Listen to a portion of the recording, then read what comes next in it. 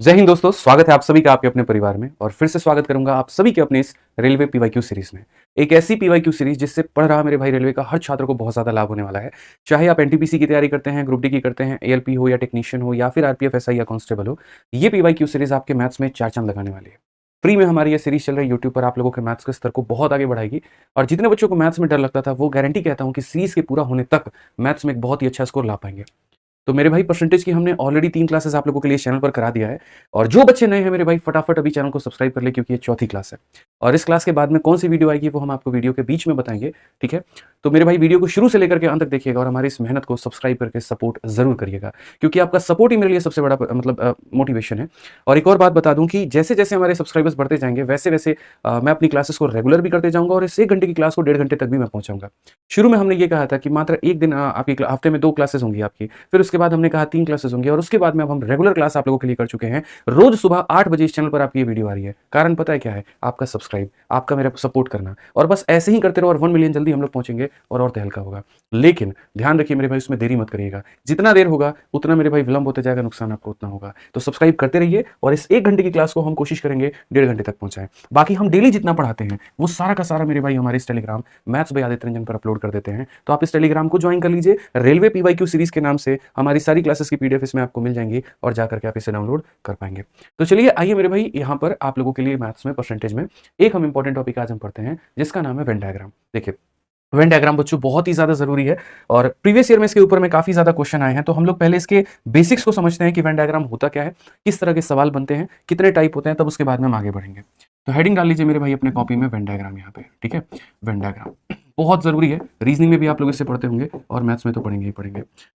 चलिए आइए, तो वेन डायग्राम में मेरे भाई इसके 2 किस्से होते हैं। एक 2 केस होता है और एक उसके बाद में 3 केस होता है। तो पहले यहाँ पर डबल वाला केस को समझते हैं कि डबल वाला केस यहाँ पर क्या कहा गया है और कैसे कहा गया है, ठीक है। तो सबसे पहले अगर हम बात करें वेन डायग्राम को लेकर के, तो आप यहाँ पर देखिए, जैसे मान लीजिए कि एक शहर में 2 तरह के लोग रहते हैं। कुछ लोग यहाँ पर चाय पीते हैं, कुछ लोगों को कॉफी पसंद है और कुछ लोगों को दोनों पसंद है। तो उसी को रिप्रेजेंट करने के लिए हम वेन डायग्राम का इस्तेमाल करते हैं और ये डबल केस बनता है। कौन किसको रिप्रेजेंट करता है मैं आपको समझाऊंगा। देखिए, हमने क्या किया यहाँ पर कि एक यहाँ पर आयत के अंदर में 2 वृत्त बना दिए और उसके बाद में ये कहा कि ये पहला वाला जो है किसके लिए है, तो पहला वाला मेरे भाई चाय लवर्स के लिए है। किसके लिए है यहाँ पर? तो चाय लवर के लिए। दूसरा वाला हमारा किसके लिए है? तो दूसरा वाला हमारे कॉफी लवर के लिए है, ठीक है। उसके बाद में जैसे मान लीजिए 50 लोग चाय पीते हैं, 50 लोग में 30 लोग वो हैं जो सिर्फ और सिर्फ चाय पीते हैं और 20 लोग मेरे भाई यहाँ पर वो है जो चाय और दोनों कॉफी पीते हैं, ठीक है। उसी तरीके से कॉफी पीने वाले यहाँ पर 70 लोग हैं। अगर 20 मेरे भाई यहाँ पर ये हो गया, मान लीजिए 20 लोग ये हो गए, तो ये कितने हो जाएंगे? तो ये मेरे भाई यहाँ पर 50 हो जाएंगे। तो इस तरीके से जो डेटा होता है उसको हम किस तरीके से व्यक्त करते हैं और कैसे हम कहते हैं वो समझा रहे हैं। तो देखो मेरे भाई, यहाँ पर ये वाला जो डेटा हो गया आपका, पर्टिकुलरली अगर हम बात करें 30 लोगों का, तो ये 30 लोगों का डेटा कौन सा डेटा आपको पता है? ये 30 मेरे भाई सिर्फ और सिर्फ भक्त हैं। और किसके भक्त हैं? तो ओनली टी के। यहाँ पे मतलब ये कट्टर समर्थक है चाय के। चाय के अलावा इनको कुछ और पीना ही नहीं है, इनको कुछ और में इंटरेस्ट ही नहीं है, इनको कुछ और चाहिए भी नहीं। सिर्फ और सिर्फ क्या पियेंगे? तो सिर्फ और सिर्फ मेरे भाई यहाँ पर ये चाय पियेंगे। क्लियर हो गया ये बात यहाँ पे। अब उसके बाद में यहाँ पर अगर हम बात करें तो ये 50 लोग मेरे भाई किसके समर्थक हैं? तो आप यहाँ पर बोलेंगे गुरुजी ये 50 लोग सिर्फ और सिर्फ यहाँ पर क्या पीते हैं? तो ये 50 लोग की अगर हम बात करें तो सिर्फ और सिर्फ यहाँ पर कॉफी पीते हैं। तो इसे हम बोलेंगे ये ओनली कॉफी वाले लोग हैं। इनको मेरे भाई दुनिया की कोई और भी ड्रिंक दे दो, इनको बिल्कुल भी रास नहीं आएगी, बिल्कुल भी मजा नहीं आएगा और सिर्फ मेरे भाई यहाँ पर कॉफी पियेंगे, ठीक है। कुछ लोग ऐसे होते हैं ना घर में, देखो जो भी मिल जाए फ्री का तो मुंह उठा के ले लेंगे। तो यहीं पर ये 20 लोग वही है मेरे भाई यहाँ पर। इनको आप कुछ भी दोगे ना तो मुंह उठा करके पी लेंगे भाई साहब। मतलब यहाँ पर ये वो लोग हैं जिनको चाय भी चलेगी और मेरे भाई कॉफी भी चलेगी। आप दोनों में जो इनसे पूछ लोगे ना तो यहाँ पर मेरे भाई चाय और कॉफी, इनको मेरे भाई दोनों में जो मर्जी आए वो ले सकते हैं। तो बेसिकली अगर हम इस वेन डायग्राम की बात करें यहाँ पर, तो इस वेन डायग्राम को फॉर्मूले के माध्यम से हम कैसे रिप्रेजेंट करेंगे हम आपको वो बताते हैं। तो सबसे पहले अगर इसी वेन डायग्राम को मेरे भाई फॉर्मूले से अगर रिप्रेजेंट करने की बात आती है तो हम यहाँ पर क्या बोलते हैं और किस तरीके से लिखते हैं जरा वो देखिए। इसको हम बोलते हैं number of element of A, इसको हम बोलते हैं मेरे भाई number of element of B यहाँ पे। और उसके बाद में यहाँ पर ये बीच वाला जो डेटा होता है ये हो जाता है मेरे भाई ए इंटरसेक्शन बी। यहाँ पे क्या हो जाता है? तो बोलोगे सर ये ए इंटरसेक्शन क्या हो जाता है? बी हो जाता है। जिसको फाइनली अगर हम ये पता करना चाहें पूरे वेन डायग्राम में कितने लोग थे, यानी number of A union B अगर हम पता करना चाहें, तो इसको पता करने के लिए यहाँ पर नंबर ऑफ ए हम ऐड करेंगे, फिर उसके बाद में हम नंबर ऑफ बी ऐड करेंगे और फिर उसके बाद में मेरे भाई number of A intersection B को हम क्या करेंगे? तो माइनस करेंगे, ठीक है। यानी ए का पूरा कितना हो गया? 50, बी का पूरा कितना हो गया? 70, और उसमें से बीच वाले को एक बार माइनस कर दो तो टोटल डेटा निकल करके चला आता है। इसी को मेरे भाई हम सम ऑफ टोटल या फिर मेरे भाई टोटल डेटा भी हम बोल सकते हैं। आज हम आपको इस वीडियो में वेन डायग्राम भी पढ़ाने वाले हैं, क्योंकि देखिए इलेक्शन हम आपको पहले पढ़ा चुके हैं, ठीक है। और वेन डायग्राम के बाद में कुछ मिसलेनियस भी हम आपको करेंगे। जिन्होंने वीडियो को अभी तक लाइक नहीं किया है, चैनल को सब्सक्राइब नहीं किया है, वो कर दीजिए, क्योंकि अगर आप चैनल को सब्सक्राइब करके रखेंगे तभी नोटिफिकेशन आप लोगों को मेरे भाई मिल पाएगा और तभी आप उसके बाद में वीडियो को देख भी पाएंगे, नहीं तो पता नहीं चलेगा आपको। बाकी हमारी टाइमिंग याद रखनी है, ये क्लास कितने बजे चलती है? रोज सुबह 8 बजे रिकॉर्डेड फॉर्मेट में मिलती है। और रिकॉर्डिंग ही क्यों मिलती है? ताकि आपका समय बचाया जा सके और बचे हुए समय से आप कोई और सब्जेक्ट को भी पढ़ सकें। समझ गए बात को? जिन्हें 2x पे देखना है वो 2x पे देख ले, जिन्हें 1x पे देखना है वो 1x पे देखें। इंपॉर्टेंट कंसेप्ट होता है और कंटेंट होता है, इंपॉर्टेंट लाइव और वीडियो कुछ भी नहीं होता। समझ गए मेरी बात को? ठीक है, आइए चलिए बच्चों, तो एएलपी और टेक्नीशियन का हमारा ये सवाल है। कहा गया है क्लास में कि एक कक्षा में 60% बच्चे गणित को पसंद करते हैं, 45% विज्ञान को करते हैं और 25% गणित और विज्ञान दोनों को पसंद करते हैं। ऐसे कितने प्रतिशत बच्चे हैं जिन्हें कम से कम एक विषय पसंद है? कम से कम एक विषय पसंद है। अब ये जो लाइन होती है ना, ये लाइन मेरे भाई दो चीजों को दर्शा रही होती है। आपको जब ये लाइन देखने को मिलेगा यहाँ पर, ठीक है, कम से कम एक यहाँ पर विषय। अब ये कम से कम वाला जो डेटा होता है, इसका मतलब यहाँ पर ये होता है कि तुम मुझे क्या बताओ, तो तुम मुझे मेरे भाई यहाँ पर टोटल बताओ। जो ये बोला जाता है ना कम से कम एक विषय, तो कम से कम एक विषय का मतलब आपको टोटल डेटा बताना है, मतलब पूरा ए यूनियन बी बताना है। समझ रहे हैं बात को लेकर के? तो वेन डायग्राम के माध्यम से अगर आप देखेंगे तो आप यहाँ पर ये कहेंगे कि सर देखिए कुछ इस प्रकार का हमारे सामने यहाँ पर डेटा होगा और इस डेटा के अंदर में हमसे यहाँ पर क्या कहा गया है। तो ऐसे मान करके चलिए कि एक ये गणित वाला छात्र होगा और एक यहाँ पर ये कौन सा ग्रुप होगा, तो बोलेंगे सर विज्ञान वाला होगा, यानी इसको मैथ्स बोल लेते हैं और इसको साइंस बोल लेते हैं। 60% बच्चे को गणित पसंद है, यानी मैथ्स को पसंद करने वाले कितने हैं, तो 60% है। उसके बाद साइंस को पसंद करने वाले कितने हैं, तो 45% है। और उसके बाद में मेरे भाई दोनों को पसंद करने वाले कितने हैं, तो 25% है। आपको ये मान के चलना पड़ेगा। तो जब ये लाइन बोला जाता है ना, इसका मतलब कहा जाता है तुम हमें टोटल डेटा बताओ। और टोटल बताने के लिए यहाँ पर इसकी आवश्यकता नहीं होती है, ये बस मैंने आपको समझाने के लिए लिखा है। जब भी अगर आपको टोटल बताना है, मतलब दोस्तों हमें ए यूनियन बी बताना है, तो हमें याद रखना है यहाँ पर आपको ए का पूरा डेटा लेना है, आपको बी का पूरा डेटा लेना है और आपको जो कॉमन डेटा होगा वो आपको मेरे भाई घटा देना है। ठीक है, ए का पूरा डेटा हमारा कितना है, तो बोलेंगे 60% है। बी का पूरा डेटा कितना है, तो बोलेंगे सर 45% है। और दोनों का कॉमन डेटा कितना है, तो बोलेंगे 25% है। अब अगर आप देखेंगे 45 में से 25 गया तो 20 आ जाएगा और इसको जोड़ेंगे तो कितना हो जाएगा, 80%। और ऐसे सवालों को आप बिना कलम उठाए भी बना सकते हैं। जब आपके कंसेप्ट क्लियर होंगे, जब आपको सवालों की बनाने की, पकड़ने की, पढ़ने की बहुत अच्छी समझ होगी, तो ऐसे सवालों को आप हवा में उड़ा सकते हैं। इसमें मेरे भाई कलम की कोई आवश्यकता नहीं है। आइए चलिए अगला सवाल देखिए। यहाँ पर आप क्वेश्चन में क्या कहा गया, एक परीक्षा में 55% बच्चे अंग्रेजी में पास हो जाते हैं, 35% मैथ में पास हो जाते हैं और 20% दोनों में पास हो जाते हैं। तो पहले हम ये कैलकुलेट कर लेते हैं कितना परसेंट बच्चा पास हुआ। तो अगर हम यहाँ पर पास करने वालों की परसेंटेज को पता करेंगे तो हम ये कहेंगे सुनो बात ऐसी है, अंग्रेजी में पास कितने किए हैं, तो 55 किए हैं। उसके बाद में मैथ में पास किए हैं तो कितने किए हैं, तो 35 किए हैं। और दोनों में पास किए हैं तो कितने किए हैं, तो बोलोगे सर 20 किए हैं। इस तरीके से जब पता चलेगा तो हम यहाँ पर बोलेंगे कि सर 70% बच्चा मेरे भाई पास कर गया। अब अगर 70% बच्चा पास कर गया तो फेल कितना किया होगा, मुझे ये बताओ, 30%। ठीक है, तो यानी अगर हम बात करते हैं परसेंटेज फेल को लेकर के, तो आप यहां पर बोलेंगे गुरुजी 70% बच्चा पास है तो 30% बच्चा क्या हो गया, फेल हो गया। अब क्वेश्चन में कहा गया फेल अभ्यर्थियों की संख्या 1200 है। यानी मैं हमेशा कहता हूं कि देखा करो सवाल में जो दिया गया है वो किसका मान है और जो पूछा गया है वो किसका मान है। ये जो 1200 है ये फेल करने वाले बच्चों की संख्या है, मतलब 30% की संख्या है। और कहा गया है कि कुल अभ्यर्थियों की संख्या बताओ। कुल का मतलब मेरे भाई यहाँ पर 100% का मान बताना है। 30 का अगर मेरे भाई गुना करेंगे तो 40 आ जाएगा और 40 को 100 से गुना करेंगे तो 4000 आ जाएगा। तो कुल अभ्यर्थियों की संख्या हमारी कितनी हो जाएगी, 4000 हो जाएगी। ठीक है, आइए चलिए, वेन डायग्राम बहुत ही प्यारा टॉपिक है, पढ़ते चलिए। अगला सवाल आपसे यहाँ पर कहा गया, पढ़िए जरा। अगले सवाल में मेरे भाई यहाँ पर कहा गया कि एक होटल में 60% शाकाहारी दोपहर का भोजन किए, 30% ने मांसाहारी भोजन दोपहर का भोजन किया और 15% ने दोनों प्रकार का दोपहर का भोजन किया है। यदि 96 लोग उपस्थित थे तो यहाँ पर कितने लोगों ने किसी भी प्रकार का भोजन नहीं किया। तो पहले मुझे ये पता करना होगा कि जो लोग भोजन कर रहे हैं किसी ना किसी प्रकार के, वो कितने परसेंट है। ठीक है, तो वही बात है मेरे भाई, खाना खाने वाले लोगों की मेरे भाई यहाँ पर कितने प्रतिशत है। तो जो लोग भोजन मेरे भाई कर रहे हैं उनका परसेंटेज यहाँ पर कितना है ये बताओ। तो बोलोगे सर देखो 60% शाकाहारी है, ठीक है, और उसके बाद में 30% मांसाहारी है और उसके बाद में दोनों करने वाले यहाँ पर कितने हैं गुरुजी, तो दोनों करने वालों की अगर हम बात करें तो वो हमारा 15% है। ठीक, 90 में से मेरे भाई 15 घटा देंगे अगर आप, तो आपको कितना मिलेगा, 75%। यानी 75% लोगों ने कहीं ना कहीं भोजन कर लिया। जैसे मानो मेरे पास में इस कमरे में कुछ लोग हैं, कुछ मांसाहारी खाने चले गए, कुछ शाकाहारी खाने चले गए, कुछ दोनों खाने चले गए। यानी इस पार्टी में बुलाए गए लगभग 75% बच्चों ने कुछ ना कुछ मेरे भाई खा ही लिया है। तो बचे यहाँ पर कितने हैं, 25% जो नहीं खा पाए। तो अगर हम बात करते हैं तो 96 लोग उपस्थित थे तो कितनों ने किसी प्रकार का भोजन नहीं किया। तो हम बोलेंगे सर देखो 96 जो है वो अपने आप में 100% है और कितने लोगों ने भोजन नहीं किया है, तो 25% लोगों ने भोजन नहीं किया है। तो अगर हम काटेंगे यहाँ पर तो कितना हो जाएगा, 24 हो जाएगा। और ये हमारा क्या होगा, तो ये हमारा बिल्कुल दोस्त यहाँ पर सही उत्तर होगा। क्या हो जाएगा मेरे भाई, बिल्कुल हमारा सही उत्तर होगा यहाँ पर, इस बात को समझिए। चलिए आ जाइए नेक्स्ट क्वेश्चन की तरफ हम लोग चलते हैं और अगला सवाल हम लोग देखते हैं। अगला सवाल आपके सामने यहाँ पर क्या कहा है। अब देखिए वेन डायग्राम में आप लोगों ने दो लोगों का केस तो पढ़ लिया, दो मेरे भाई ए और बी का, लेकिन अगर आपको 3 का पढ़ना पड़ जाए तो उसमें मेरे भाई क्वेश्चन कैसे बनेंगे वो हम आपको समझाते हैं। थोड़ी सी थ्योरी जानेंगे फिर सवाल को जानेंगे, बाकी चैनल को लाइक और सब्सक्राइब करते चलें। आ जाइए अब यहाँ पर अगर हम बात करते हैं तो समझिए 3 का केस यहाँ पर क्या होता है। अगर हम यहाँ देखें तो हम बोलेंगे गुरुजी बात ऐसी है, समझना पड़ेगा आपको, छोटी छोटी बातें सीखनी पड़ेंगी आपको। मान लीजिए कि हमारा 3 लोगों का केस रिप्रेजेंट है और 3 लोगों के बारे में बता रहा है। ऐसे मान लीजिए यहाँ पर कि ये 3 तरह का डेटा है, ये ए का डेटा हो गया मेरे भाई, यहाँ पर ये बी का डेटा हो गया और यहाँ पर मेरे भाई सी का डेटा हो गया। या ऐसे आप कह सकते हैं सर ये वो लोग हैं जो सिर्फ और सिर्फ क्या पीते हैं, तो सिर्फ और सिर्फ रेड बुल पीते हैं। सर यहाँ पर ये वो लोग हैं जो सिर्फ और सिर्फ क्या पीते हैं, तो स्टिंग पीते हैं। और सर ये वो लोग हैं जो यहाँ पर कोका कोला पीते हैं। बस ये समझ लीजिए यहाँ पर, ठीक है। तो ये 3 लोगों के बारे में बातें कही गई हैं। अब उसके बाद में यहाँ पर क्या होता है कि जैसे रेड बुल की अगर हम बात करें तो यहाँ पर दोस्तों जो सिर्फ और सिर्फ ये वाला डेटा है, ये कट्टर समर्थक है किसका, तो रेड बुल का, ठीक। उसके बाद में जो ये वाला डेटा है ये कट्टर समर्थक है किसका मेरे भाई, तो स्टिंग का यहाँ पे। उसके बाद में यहाँ पर जो नीचे वाला डेटा है दोस्त, यहाँ पर ये नीचे वाला जो डेटा है ये कट्टर समर्थक है किसका, तो कोका कोला का। किसका मेरे भाई यहाँ पर, तो कोका कोला का, ठीक है। अब उसके बाद में जो यहाँ पर डेटा आता है, ये वाला डेटा मेरे भाई यहाँ पर, ये दोनों, तो ये दोनों ऐसे लोग हैं, मतलब ये वाला डेटा ऐसा है जिसको आप ऐसे काउंट कर सकते हैं कि सर ये red bull and Coca Cola both हो गया एक तरीके से, ठीक है। उसके बाद में यहाँ पर क्या हो गया, आप इस डेटा को जब काउंट करोगे तो ये sting and Coca Cola both हो गया मेरे भाई, ठीक। उसके बाद में जब आप यहाँ पर इस डेटा को काउंट करोगे तो बोलोगे सर ये रेड बुल एंड स्टिंग हमारा बोथ हो गया, ठीक। और सबसे मेजर रोल जो प्ले करता है वो इसमें बीच में बैठा हुआ इंसान यहाँ पर ये वाला प्ले कर रहा होता है, और इसको हम बोलते हैं कि सर यहाँ पर आप देख सकते हैं ये जो बीच वाला है इसको मेरे भाई सब कुछ पसंद है, इसको यहाँ पर रेड बुल भी पसंद है, इसको स्टिंग भी पसंद है, इसको कोका कोला भी पसंद है। तो अगर हम यहाँ पर सबके अलग अलग नाम से इनको दर्शाएं और ए बी सी का नाम इनको दें यहाँ पर, तो किस प्रकार से हम डेटा को लिखते हैं वो समझिए। ये होता है पूरा का पूरा ए होता है दोस्त यहाँ पर, ये पूरा का पूरा सर्कल जो है वो बी को बताता है और ये पूरा सर्कल जो है वो यहाँ पर सी को बताता है, ठीक। अगर हम यहाँ पर बात करें और अगर हम यहाँ पर चीजों को समझें तो हम यहाँ पर क्या कहेंगे,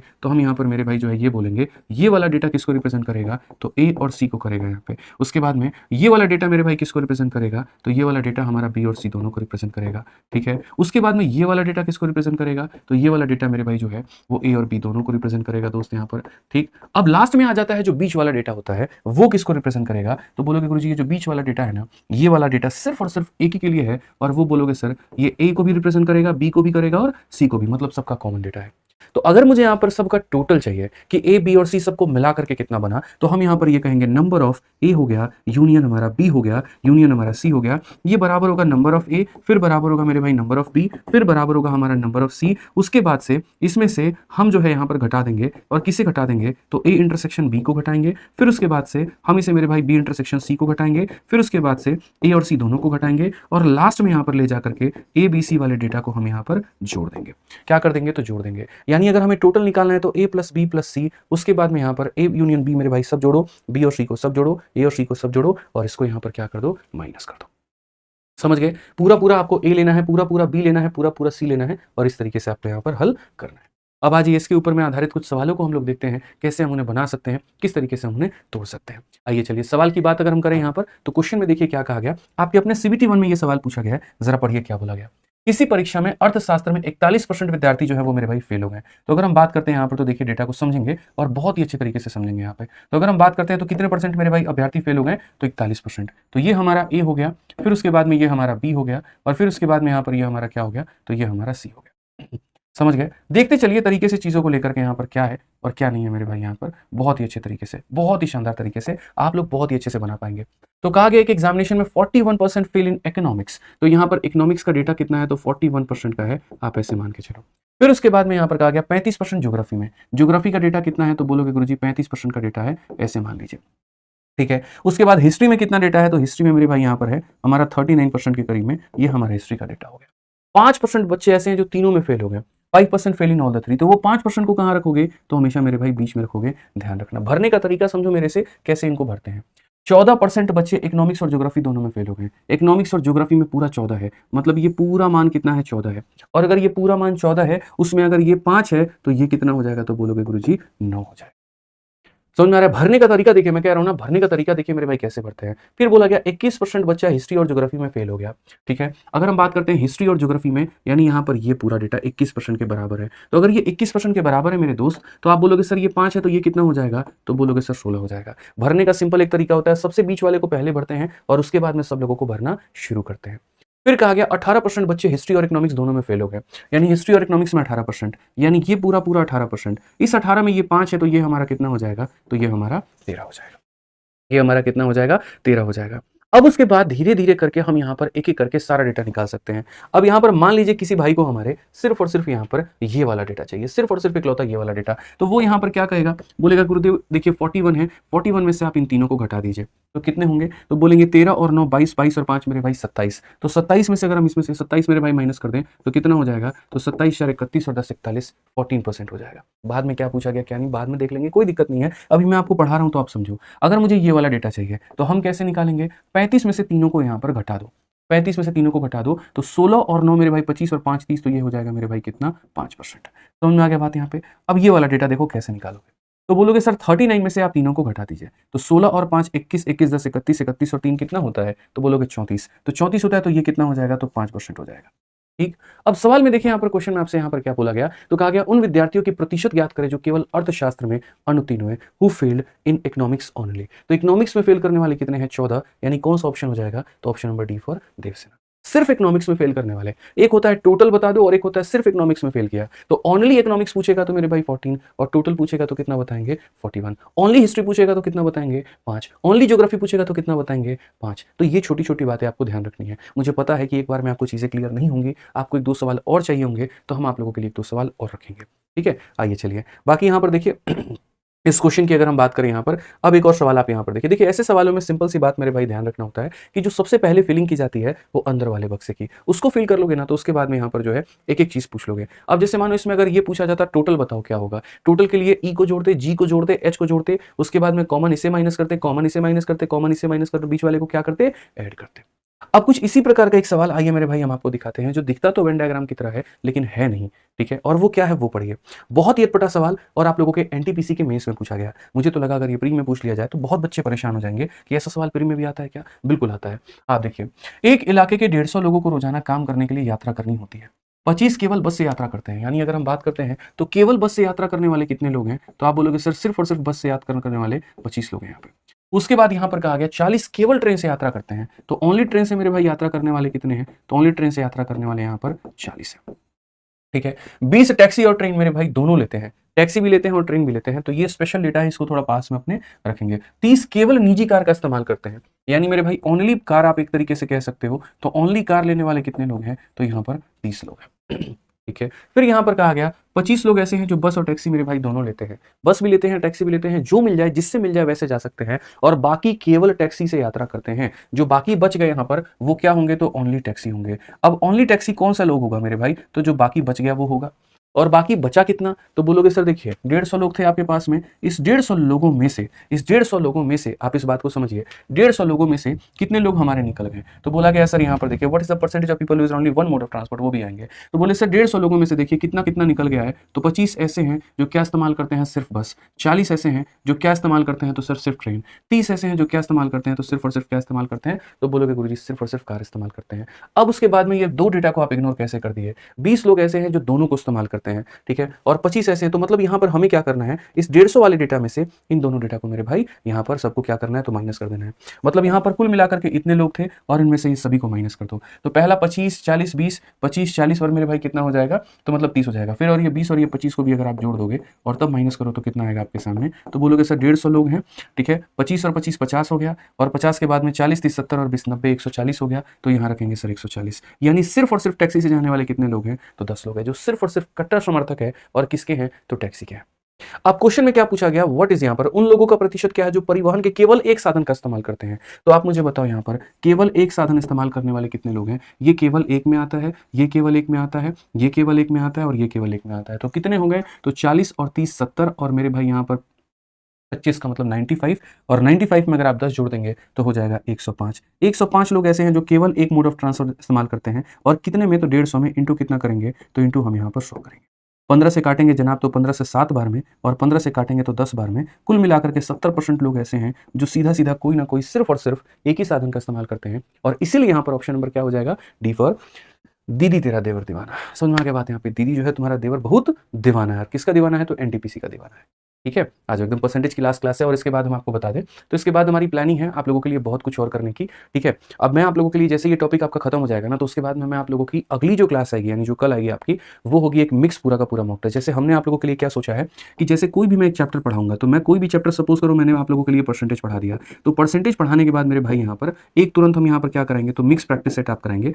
चाहे आप उसको प्रैक्टिस सेट का नाम दे दीजिए, चाहे आप उसको मॉक टेस्ट का नाम दे दीजिए, या फिर आप उसको सैम्पल पेपर का नाम दे दीजिए। फिर उसके बाद में अगला टॉपिक प्रॉफिट लॉस स्टार्ट करेंगे, फिर एक और मिक्स प्रैक्टिस सेट, फिर उसके बाद में एसआईसीआई स्टार्ट करेंगे, फिर एक और मिक्स प्रैक्टिस सेट। रीजन यहाँ पर बड़ा सिंपल सा है कि जैसे जो बच्चे चैप्टर वाइज पढ़ना चाहते हैं वो चैप्टर वाइज अपनी तैयारी करते रहें, और साथ में बीच बीच में इसको मॉक टेस्ट की तरह पर लें कि हमें बाकी चैप्टर्स के कितने सवाल आते हैं और कितने नहीं आते हैं। इससे क्या होगा, थोड़ी गणित के ऊपर में आपकी पकड़ और मजबूत होगी, आपको बार बार एक रिमाइंडर मिलता रहेगा, यार मुझे अभी ये भी चैप्टर पढ़ना है, मुझे अभी ये भी चैप्टर पढ़ना है, मुझे अभी ये भी चैप्टर पढ़ना है, और ये बहुत मदद करेगा आपको, ठीक है। तो इसीलिए मैंने खुद से ये डिसाइड किया, मैंने क्या कहा था कि आप इस परिवार को बड़ा बनाते चलो, आप इसको सब्सक्राइब करते चलो, और एक से बढ़कर के एक चीज़ें लेकर आऊंगा, और बिना किसी भौकाल को काटे। समझ रहे हैं बात को लेकर के, मेहनत करने वाले हल्ला नहीं करते हैं, नाचते गाचते नहीं है मेरे भाई, सीधा मेरे भाई अपने कर्म से मैं बोलता हूँ कि मैं अपने काम से जो है वो ज़्यादा जवाब देना पसंद करता हूँ, ना कि अपनी जुबान से।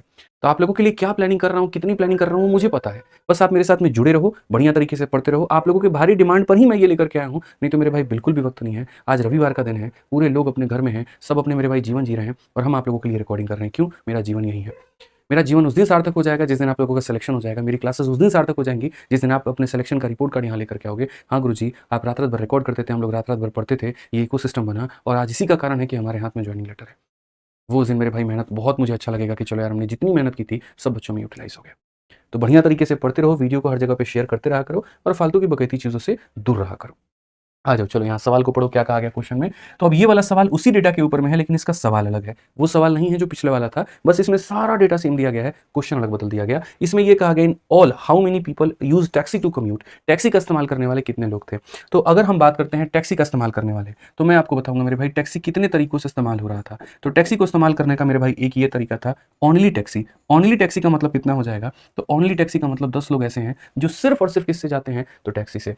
फिर उसके बाद में 20 लोग ऐसे हैं जो टैक्सी और ट्रेन दोनों का इस्तेमाल करते हैं, तो आप उस 20 को भी सम्मिलित कर लीजिएगा। और उसके बाद में यहाँ पर ये कहा गया था मेरे भाई 25 बस और टैक्सी दोनों का इस्तेमाल करते हैं, तो आप इस 25 को भी इस्तेमाल कर लीजिएगा। तो बेसिकली अगर हम बात करें तो कुल मिलाकर के कितना हो जाएगा, 55। ऑप्शन नंबर ए क्या होगा, बिल्कुल हमारा सही उत्तर होगा। ठीक है, तो डेटा हमारा सेम था, बस पूछने के तरीके जो थे वो क्या थे, अलग थे। बाकी देखिए दोस्तों, हम आप लोगों की प्रैक्टिस के लिए सबसे बढ़िया जो स्रोत है वो हम बता रखे हैं कि गणित का एकमात्र अपना विश्वसनीय स्रोत मानिए प्रैक्टिस करने के लिए, वो है आपका रेलवे गणित। ठीक है, एक ऐसी किताब जिसने पूरे भारत में आते ही अपना तहलका मचा दिया, कारण सिर्फ और सिर्फ इसका कंटेंट है। एक बच्चे को क्या चाहिए होता है, उसको ये चाहिए होता है कि मैं एक चैप्टर के क्वेश्चंस लगाऊं और उसके बाद में उसकी मिक्स प्रैक्टिस करूं। तो अगर आप यहाँ पर देखेंगे, जैसे हमारे सामने ये रेलवे गणित की किताब है, ये अंग्रेजी में भी है और ये हिंदी में भी है। तो जैसे अभी आज मैं आपको इंग्लिश वाले इसका किताब दिखा रहा हूँ, इसकी सबसे अच्छी बात पता है क्या है, आप एक बार इसका इंडेक्स देखो, पूरे सवाल सारे के सारे किस में दिए गए हैं, तो टाइप वाइज दिया गया है। Type number 1, type number 2, type number 3, type number 4। अच्छा, एक और चीज़, ये किताब हमने खुद बनाई है, किसी और पब्लिकेशन से नहीं बनवाया, क्योंकि किसी और पब्लिकेशन के साथ में अपना नाम बेचने में मेरे भाई नुकसान ये हो जाता है। चैप्टर है मेरे भाई यूनिट डिजिट का, क्वेश्चन डाल रखा है डिविजिबिलिटी का, चैप्टर है HCF LCM का, और परसेंटेज का सवाल मिल जाता है। ये किताब ऐसी है जिसको बच्चे मेरे भाई बहुत पसंद करते हैं और एक दूसरे को रेकमेंड करते हैं। एक तो सारे क्वेश्चन इसमें टाइप वाइज मिल जाता है, जैसे मैं आपको वेन डायग्राम पढ़ा रहा हूँ, उसके बाद कमीशन, उसके बाद इलेक्शन, इस तरीके से वैसे ही यहाँ पर दिया गया है। तो पूरा मैं इसका डिटो पढ़ा रहा हूँ आपको, ये हो गया। उसके बाद में क्या होगा ना, जैसे आप मान लो, देखो आप किताब के अंदर में देखो सारा का सारा ऐसे ही पूरा का पूरा मेरे भाई सारा कंटेंट आपको टाइप वाइज देखने को मिलेगा, type 1, type 2, type 3, type 4, type 5, type 6, इस तरीके से करके। सॉल्यूशन के ऊपर में मैंने खुद काम किया तो मुझे पता है।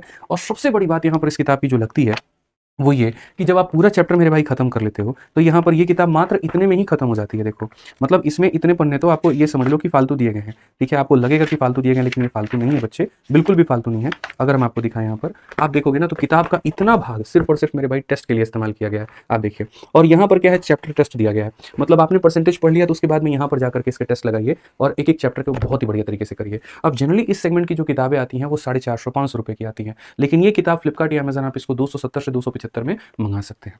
बहुत लोग आपको कटाक्ष भी करेंगे किताब को लेकर के, किताब से सिलेक्शन नहीं होता है, तो आप उनसे बस ये कह देना कि उसी किताब पर वो हाथ रख के ये कह दें कि वो जीवन में कभी किताब नहीं लाएंगे। ठीक है, क्योंकि अक्सर ऐसा होता है मेरे भाई, दुनिया में लोग ऐसे दोगलेपने पर आ जाते हैं कि जिस चीज़ का वो विरोध करते हैं बाद में पता चलता है वही चीज़ वो अपना लेते हैं। और मैंने मेरे भाई दुनिया बदलते और लोगों के जुबान बदलते देखे हैं। तो आप उस चक्करों में ना रहें और अपनी पढ़ाई करें। बाकी ये हमारी दोनों किताबें हैं, अंग्रेजी में, हिंदी में, प्रैक्टिस के लिए सबसे बेस्ट सोर्स है, आप इसी को फॉलो करें। ठीक है, आइए चलिए हम अपने सवाल पर चलते हैं और अगला सवाल यहाँ देखते हैं। प्रतिशत का एक और प्यारा सवाल, पूरी किताब में आपको पढ़ा रहा हूँ आप लोगों के हाई डिमांड पे। ठीक है, आ जाइए। मैं गारंटी कहता हूँ आपको, जितने भी आपको विरोध करने वाले मिलेंगे, इक्का-दुक्का हालाँकि होगा नहीं कोई, लेकिन किसी का अपना पर्सनल क्षति होगा वो अलग बात है। वो मुँह उठा कर के 1 महीने के बाद में अनाउंसमेंट लेकर के आएँगे और ऐसे ही किताब के साथ में आएँगे।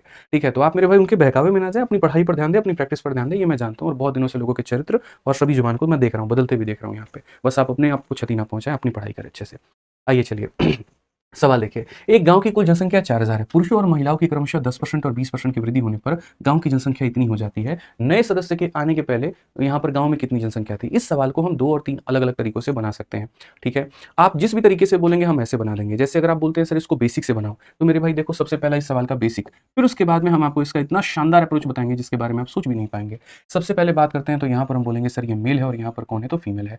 हम बेसिक से अगर जाते हैं तो मान लेते हैं ये पुराना केस था और पुराना केस क्या था? तो मेल हमारे गाँव में कितना था? 100x था और फीमेल हमारे गाँव में कितनी थी? 100y थी। तो टोटल पॉपुलेशन हमारा कितने का था? 4000 का था। टोटल पॉपुलेशन हमारा मेरे भाई कितने का था? तो 4000 का था। फिर उसके बाद में कहा गया मेरे भाई विलेज का पॉपुलेशन 4500 हो जाता है कब? जब मेल और फीमेल 10 और 20 से बढ़ जाते हैं। मतलब मेल बढ़ कितना गया? 10% से, तो इसका 10% कितना होगा? तो 10x। फीमेल बढ़ गई 20% से, तो इसका 20% कितना होगा? 20y। और जनसंख्या 4000 से 45 हो गई तो बढ़ी कितने की? तो 500 की। यानी सिर्फ और सिर्फ ये क्या है? तो ये मेरे भाई इंक्रीज या फिर यहाँ पर क्या है? तो ये हमारा इंक्रीज है या फिर मेरे भाई क्या है? तो डिक्रीज है। मेल में जितने की बढ़त है हमने यहाँ पर वो लिख दिया, फीमेल में जितने की बढ़त है वो लिख दिया और यहाँ पर मेरे भाई पूरा जितने का बढ़त है हमने वो लिख दिया। अब अगर हम बात करते हैं इस सवाल में आगे बढ़ने की, तो बेसिक से सॉल्व कर रहे हैं तो कैसे करेंगे? तो बचपन वाले तरीके। किसी एक को कैंसिल करोगे तो जाकर के दूसरे का मान मिलेगा। तो क्वेश्चन में कहा नंबर ऑफ मेल निकालना है, तो मेरे भाई अगर मेल निकालना है तो फीमेल को कैंसिल करो और फीमेल निकालना है तो मेल को कैंसिल करो। यानी मेरे भाई मेल निकालना है तो फीमेल को बराबर करो, 20 है तो इसे 100 बनाओ। तो मेरे भाई कैसे गुना करोगे? 5 से। आप इसको 5 से गुना करो 50x हो जाएगा, आप इसको 5 से गुना करो 100y हो जाएगा और आप इसको 5 से गुना करो 2500 हो जाएगा। अब दोस्तों आप यहाँ देखो, इस इक्वेशन में से आप इसमें से मेरे भाई माइनस करो, तो बोलोगे 100x में से 50x गया तो कितना हो जाएगा? 50x हो जाएगा मेरे भाई, ठीक है। इसमें से इसको खत्म करोगे 0 आ जाएगा और 4000 में से 2500 खत्म करोगे तो 1500 आ जाएगा। क्वेश्चन में यहाँ पर क्या कहा गया? नंबर ऑफ मेल, पहले मेल की संख्या कितनी थी? 50 का मान 1500 है। 50 का मान मेरे भाई यहाँ पर कितना है? 1500 है। हमें कितने का मान निकालना है? 100 का। यानी हमें कहीं ना कहीं इसका डबल करना है, तो इसका भी डबल कितना हो जाएगा? 3000 हो जाएगा और सही उत्तर क्या आएगा? 3000। ऑप्शन नंबर डी फॉर दीदी तेरा देवर दीवाना, ठीक है। लेकिन क्या हमें पेपर में इस तरीके से करना है? तो बिल्कुल भी नहीं दोस्तों, पेपर में ये अप्रोच हमारा सिलेक्शन कभी भी नहीं दिलाएगा, ये तरीका नहीं अपनाना। मैं हमेशा बच्चों को कहता हूँ कि सुनो, अप्रोच तुम्हारे ऐसे होने चाहिए ना मेरे भाई कि सवाल तुम्हारे विदिन सेकंड्स में बन जाए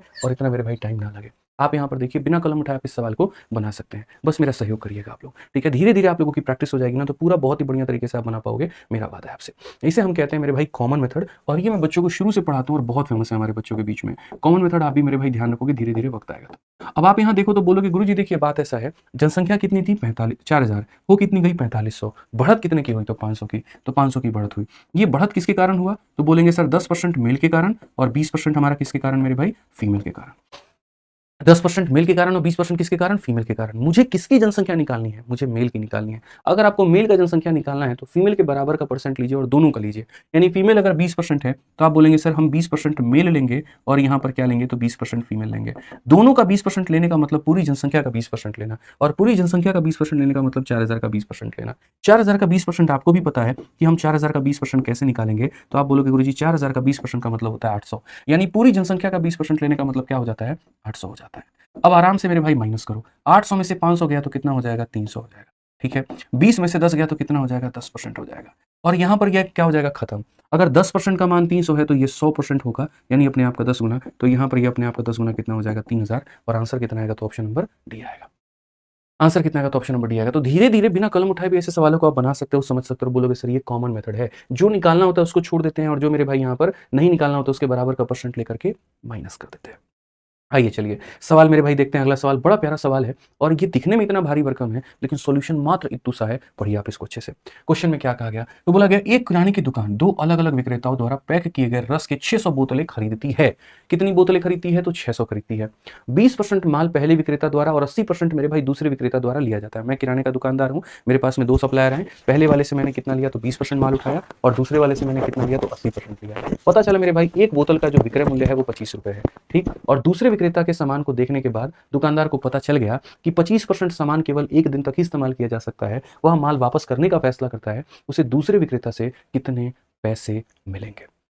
दूसरे वाला जो विक्रेता होगा यहाँ पर वो उसको कितना पैसा लौटाएगा। आप इंग्लिश में भी यहाँ पढ़ सकते हो, अ ग्रोसरी स्टोर परचेज 600 बोतल of juice pack by two different seller, 20% good is taken from first and 80% by the second, the selling price of one बोतल is ₹25 and after observing the second seller good the shopkeeper came to know the 25% good can be used till one day only, he decided to return the good, how much money did he get from the second seller. दूसरे से उसको कितना मिलेगा। दोस्त यहाँ पर एक बात को समझो, मान लो यहाँ पर कि मैं ब्रेड का धंधा कर रहा हूँ, ब्रेड मेरे भाई बना रहा हूँ और मुझे पता है कि इसकी लास्टिंग सिर्फ एक दिन की है, तो मैं मेरे भाई कितना इस्तेमाल करूंगा, जितना होगा, यानी ये उसको कितना पैसा मिलेगा। तो देखो आप बोलोगे सर देखिए 600 बोतलें हैं, 600 में से पहले विक्रेता को गई हैं 20% और दूसरे को गई हैं कितना, तो 80%। अब ये दूसरे को गई हैं 80%, तो अगर हम मेरे भाई देखेंगे तो 600 का 80% कितना होता है, तो 480 बोतल होता है। कितना होता है, तो 480 बोतल होता है। अब कहा गया यहाँ पर आप समझिए, तो बोलेंगे सर 480 बोतल हो गया, उसके बाद में एक बोतल का विक्रय मूल्य इतना है, तो इसको हम लोग बाद में देखेंगे। फिर क्वेश्चन में कहा गया यहाँ पर कि देखिए दूसरे विक्रेता के सामान को देखने के बाद दुकानदार को पता चलता है कि इतना % सामान केवल एक दिन तक इस्तेमाल किया जा सकता है, तो जितना इस्तेमाल किया जा सकता है वो उसी को तो बेच पाएगा और उसी के पैसे उसको मिलेंगे। यानी कहीं ना कहीं अगर मानो ये 480 मेरे भाई बोतल है, तो इसका 25%, इसका 25% का मतलब इसका 1/4 और इसका 1/4 कितना हो जाएगा, 120, यानी वो इतना ही बेच पाएगा और इतना ही पैसा मिलेगा। तो कितना मिलेगा मेरे भाई, 120 बोतल, और 120 बोतल का कितने रुपए, तो 25 रुपए। 120 का 25 मेरे भाई कितना होता है, तो आप बोलोगे सर 3000 होता है। कितना होता है, 3000 होता है। और कौन सा ऑप्शन हो जाएगा, तो ऑप्शन नंबर सी पर का होना प्यार है। समझ में आ गया बात यहाँ पर। 25 दूनी 50 और 25 से कम 50, 25 और 5 30 मेरे भाई, बिल्कुल सही हमारा उत्तर है, 3000 है, कोई दिक्कत नहीं है, ध्यान रखिए इस बात का।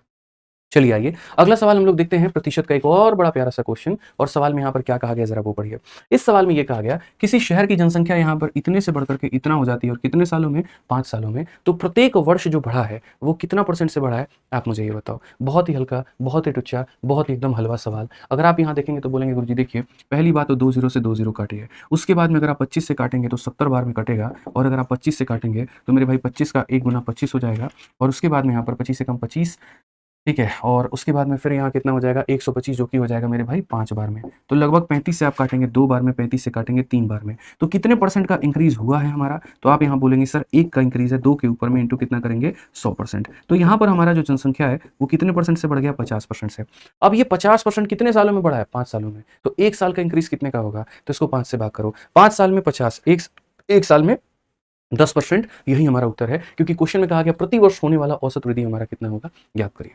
देखिए इस बार बहुत अच्छा मौका है आप लोगों के लिए, एक ही मेरे भाई जो है तैयारी से आप अपना आरपीएफ एसआई भी कर सकते हैं, आरपीएफ कांस्टेबल की भी तैयारी कर सकते हैं, ग्रुप डी का भी उसी से हो जाएगा, एनटीपीसी का भी उसी से हो जाएगा। इसलिए डेडिकेटली मेरे भाई सीरीज को फॉलो करते रहिए, ठीक है। हर एक वीडियो को उसका देखिए, इसकी प्लेलिस्ट मैंने बनवा दी है, आप जब जाओगे चैनल पर जाकर के देखोगे ना, देखो ये आपका चैनल है, पता है आपको, और इसी चैनल पर जब मैं आपको दिखाऊंगा दोस्त यहाँ पर, तो ये आपका प्लेलिस्ट भी हो जाएगा। देखो ये आपका चैनल हो गया आदित्य रंजन सर कंसेप्ट के नाम से, और जब इस चैनल में जाओगे तो यहाँ पर जाकर के देखो, मैंने पूरा मेरे भाई सबसे पहला प्लेलिस्ट ही आपका रेलवे पीवाईक्यू सीरीज के नाम से, और सारी वीडियोस इसी प्लेलिस्ट के अंदर में आपको देखने को मिल जाएंगे। यहाँ देखो बहुत ही प्रॉपर वे मेरे भाई, यहाँ पर परसेंटेज का आपको देखते हैं, चलो क्लास नंबर 1 है, देखो यहाँ पे क्लास नंबर 1 हो गया, क्लास नंबर 2 हो गया, क्लास नंबर 3 हो गया, क्लास नंबर 4 आपको मिल जाएगी। तो तरीके से आप इसे पढ़िएगा, बहुत बेनिफिट होगा आपको, कहीं कोई दिक्कत की बात नहीं आएगी।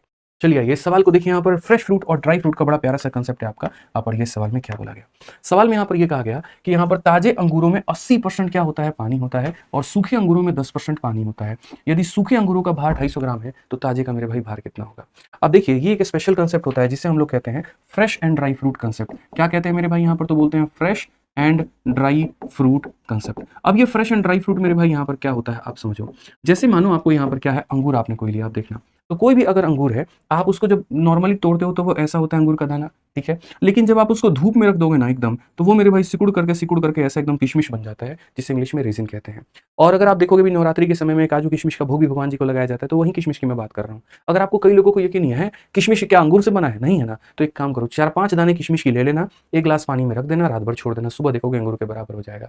यानी कहीं ना कहीं डिहाइड्रेट किया जाता है, उसके बॉडी से, अंगूर के बॉडी से सारा पानी निचोड़ लिया जाता है, तो जो बच जाता है वो क्या बच जाता है, गूदा बच जाता है। यानी कहीं ना कहीं जितना गूदा इसके अंदर में था, आज भी इसके अंदर में उतना ही गूदा है, जो कमी हुई है वो पानी की हुई है। तो फ्रेश और ड्राई फ्रूट में हम क्या करते हैं मेरे भाई, ताजे फल के अंदर में गूदे का वजन और सूखे फल के अंदर में गूदे का वजन, ये हमारा क्या है, तो ये हमारा मेरे भाई फ्रेश फ्रूट है, और ये हमारा क्या है, तो ड्राई फ्रूट है। तो जो गूदे का वजन होता है वो कभी नहीं बदलता, जैसे आपके बॉडी में जितना मांस का वजन है वो कभी नहीं बदलेगा, पानी की मात्रा ऊपर नीचे होती रहेगी, जिसके कारण आपका वजन ऊपर नीचे होते रहेगा, लेकिन मांस का वजन सेम रहेगा। तो इसमें यहाँ पर जो है गूदा कितना % होगा, तो बोलोगे सर देखिए फ्रेश फ्रूट का X% बराबर होगा किसके, ड्राई फ्रूट के Y% के। हो सकता है मेरे भाई गूदा इसमें 20% और 80% पानी हो, और इसमें हो सकता है 80% गूदा हो और 20% पानी हो। इसलिए मेरे भाई फ्रेश फ्रूट का X% ड्राई फ्रूट के Y% के बराबर होता है, और ये कंसेप्ट आपको ध्यान रखना है।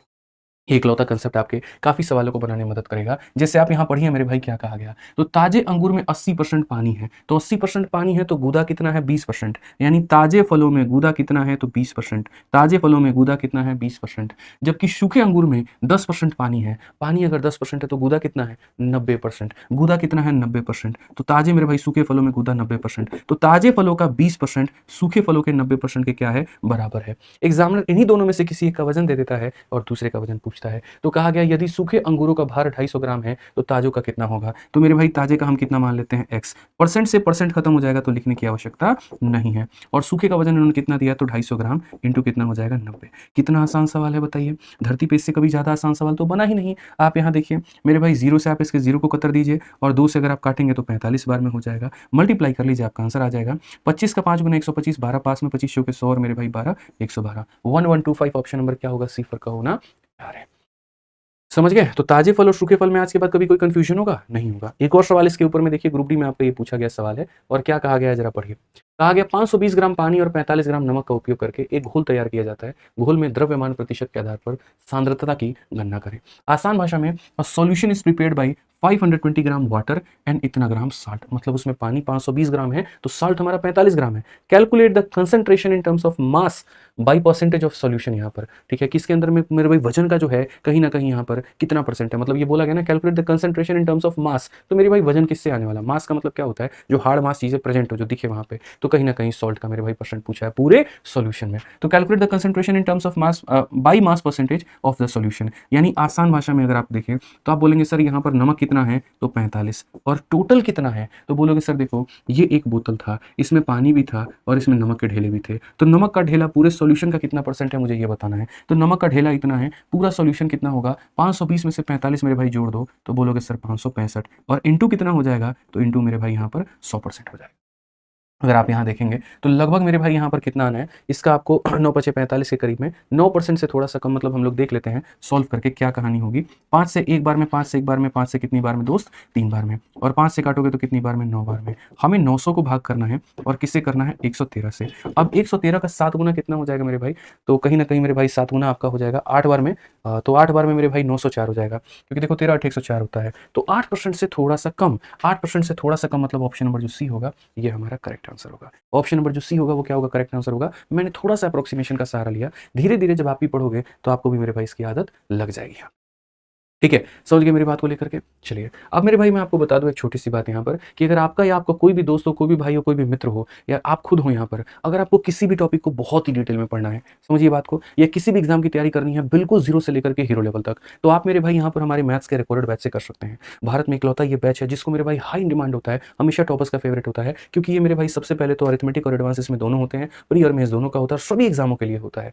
ठीक, सबसे बड़ी बात इस बैच की बताऊँ ना, आप 250 का रिचार्ज कराते हो, 300 का कराते हो और वो 1 महीने में खत्म हो जाता है। आप 700 के इस बैच को मेरे भाई अपने पास में जब रखते हो तो इसकी वैलिडिटी लाइफ टाइम होती है और ये कभी खत्म नहीं होता है।